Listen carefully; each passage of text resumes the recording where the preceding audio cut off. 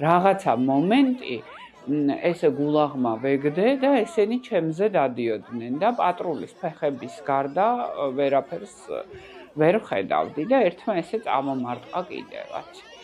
ჯერ რო დამაგდეს მაშინ დამარტყეს ხელი და მერეც კიდე ერთმა წამომარტყა.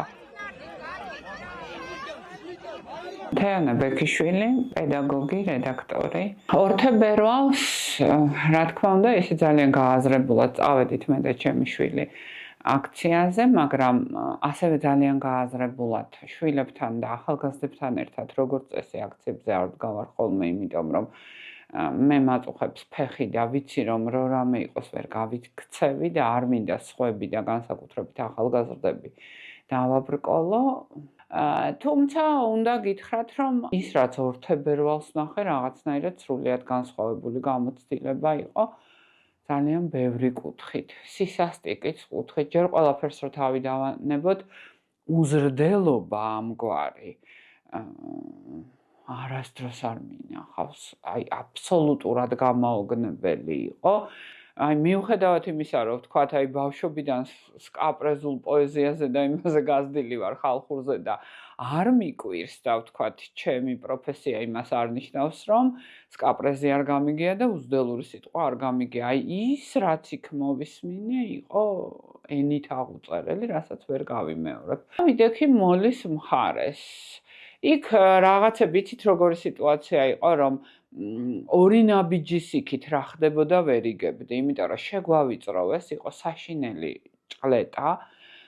ვთხოვდით რომ აი უბრალოდ მეტი აღარ შეგვეძლო და რაღაცა, მაგრამ ნუ მაინც ძალიან მშვიდად და ერთმანეთის მიმართ სოლიდურად ვიდექით და აი იმ ჭყლეტაშიც რომ ხალხი არ დაიღუპა, ესეც აბსოლუტურად ის იყო, რა ქვია, ხალხის დამსახურება და არა მათი. და მე როცა აი ეს მათი უფროსი მოვიდა და დაიწყო ჩვენ მიმართ ეს გინება, მათ უკვე აბსოლუტურად დაკარგეს სახე და აი ესე რაღაცა უო დაიძახეს, მკრეს ხელი, დამაგდეს ძირს, აყენებისას მეგონა რომ ეხმარებოდა.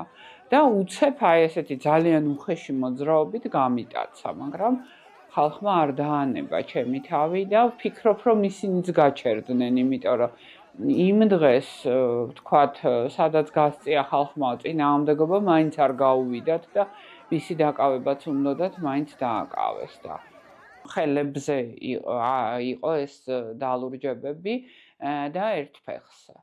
იყო დალურჯებები, ერფსეც, ბარძაღზეც და ნუ მხრები მტკიოდა, კიდე მხრები მე მგონი უფრო იმიტომ რომ აი ამ ჭიდაობაში როცა ისინი მათ იქით გამქაჩეს და ხალხი აქედან დამეჭიდა, ხო, აი ეს იყო რა.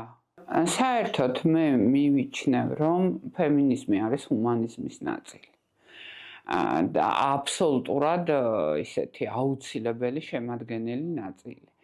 აქედან გამომდინარე, ერთ მხარეს არის ჰუმანიზმი და სწორი ღირებულებები და მეორე მხარეს არის პრაქტიკულად უკვე ტირანია.